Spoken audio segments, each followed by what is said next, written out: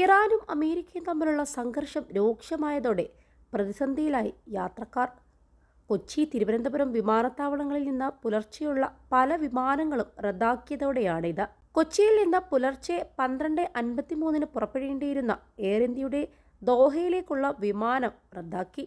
പുലർച്ചെ 2:53 കൊച്ചിയിലെത്തേണ്ട Qatar Airways വിമാനം എത്താൻ വൈകുമെന്നാണ് അറിയിപ്പും വന്നത്. തിരുവനന്തപുരത്ത് നിന്ന് പുലർച്ചെ പുറപ്പെടേണ്ട 8 വിമാനങ്ങളാണ് റദ്ദാക്കിയത്.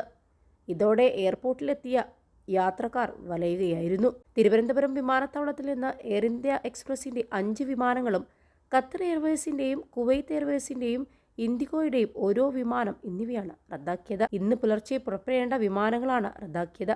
സാഹചര്യം കൈകാര്യം ചെയ്യാൻ വിമാനത്താവളത്തിൽ പ്രത്യേക സംവിധാനം ഒരുക്കിയിട്ടുമുണ്ട്. യാത്രക്കാർക്ക് വേണ്ടി അധിക സീറ്റുകളും കൗണ്ടറുകളും സജ്ജീകരിച്ചിട്ടുമുണ്ട്. ഗൾഫ് രാജ്യങ്ങളിൽ വ്യോമാതിർത്തികൾ അടച്ചിരിക്കുകയാണ്. സുരക്ഷ കണക്കിലെടുത്ത് എയർ ഇന്ത്യ അടക്കമുള്ള വിമാന കമ്പനികൾ പശ്ചിമേഷ്യയിലേക്കുള്ള സർവീസുകൾ താൽക്കാലികമായി നിർത്തിവച്ചിട്ടുണ്ട്.